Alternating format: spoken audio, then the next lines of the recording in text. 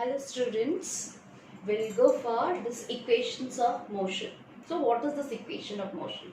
So actually we are dealing with what? Linear motion. So here we'll consider when a body is moving in a straight line, or we can say in linear motion, and if it is accelerating uniformly. So in that case, what happens when the body is moving in a linear motion and with a uniform acceleration it is accelerating. So here we can have a correlation with velocity, distance covered, acceleration and time. So this correlations are actually, they are put in three equations format. So one is the first equation which you say, that is v equals to u plus at. So this relation is actually showing what? The relation between the velocity and that time. So here this is the relation between, so relation between, this is relation between velocity and time, and this is called as your first equation of motion. Now the second equation is s equals to ut plus half at square, and this relation shows, this is the relation between the position and time, or what is that? Distance covered and the time. So this is the relation between position and time.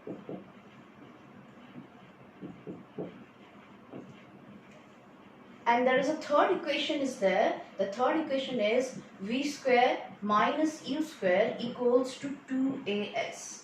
And this third relation is the relation between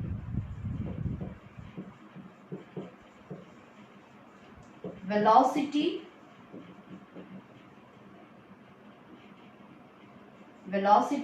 and position. So these three equations are actually called as the equation of motion. Now we'll study how to derive these relations. Now we'll go for deriving this first equation, which is called as your first equation of motion. Okay, so let's go for the derivation. So this is the, you can say, velocity time relation.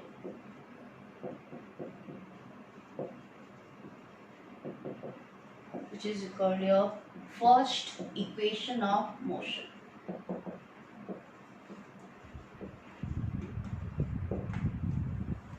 Okay, so let's start. Let's consider a body starts from the point A. Let's suppose this is the position A. So from where the body started, and it started with an initial velocity u. So u is termed as what? This is the initial velocity. And let be that body is accelerating with an uniform acceleration, what? A. So it is in a straight line motion or in linear motion. Let after time t, the body has reached to a new position B, let's suppose, and finally the velocity what it is acquired in the time t is equals to what? V. So that means here you can say V stands for the final velocity, U is the initial velocity, T is the time taken, and A is the uniform acceleration with which the body is accelerating. Now the whole thing what we have described in this figure, let me put it in a graph. So here we'll consider the velocity time graph, and we know how to draw this for a linear motion. Okay, so I'm taking here, so this is the origin. So here we are discussing about the two velocity, initial and the final. So this is the initial velocity point and this is the final velocity. And the time is, this is the starting time is t0 and this is the final time is what? T. So let's plot the points here so that I can complete this diagram, okay, or this graph. Now look at when the time equals to 0, because this is the starting point, here the time is considered to be 0. So when the time is 0, initial velocity is u. So that this is the point. So here let's suppose this point be marked as A. Next, let after time t, what is the final velocity? That is v. So look at here, when the time t, what is the velocity here? So that is v. So look at here, so in the time t, the velocity is v. That means this is the point which can be marked as B. Okay, so I got these 2 points. Let that 2 points be joined by a straight line. So this AB, the straight line what we got, so that is actually the velocity time graph for this uniformly accelerated motion. Okay, and since we have already discussed in case of uniform acceleration the graph will be a straight line, so here also we can see that AB is a straight line graph. Okay, now let's come for that how we can find the relation between this velocity and time.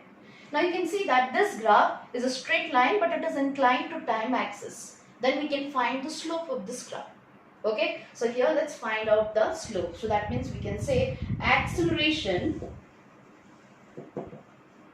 A equals to, so acceleration is termed as the small a. So how we can find the acceleration from the velocity time graph? By finding the slope of the graph. So slope of the graph AB or slope of the line AB. Okay, now how to find the slope? The formula for the slope is what? Change in y-axis divided by, that is change in x-axis. Okay, so this is the formula to find the slope. So look at how to find the change in the y-axis. Now you can see your graph started from this point A. So that means I am considering these 2 points A and B, because to find the slope you need 2 points, and here only there is 2 points are there. One is the point A and point B, so that I need to be considered. Okay, so here I will join this parallelly to this point, so that this is a perpendicular. Let that point be termed as C. Okay, so here I got this ABC is a what? That is a right angle triangle. Now in this right angle triangle, if you look at this BC, so B corresponds to the final velocity V, C corresponds to the initial velocity U. So that means the difference of these two velocities, final minus initial, will be giving you the change in velocity, or which is actually the change in the y-axis. So that's why what I can write here. So here change in y-axis is actually from the figure BC divided by change in the x-axis is what? That is AC. Okay, so here, so that you can write down here from the figure, or you can say from the triangle ABC. Okay, from that triangle we have substituted in place of y-axis, the change in y-axis BC, and this is change in x-axis as AC. Now let's put the magnitude of this length of this BC and AC. And here, as I said, B corresponds to this point B, C corresponds to the velocity U. So the change will be equals to what? That is V minus U, final minus initial, divided by. Similarly, look at for AC. A corresponds to that initial time 0, C corresponds to the time t. So the difference between these two, so that is final time minus initial, that will be giving you the length AC. Now this will be equals to V minus U by t.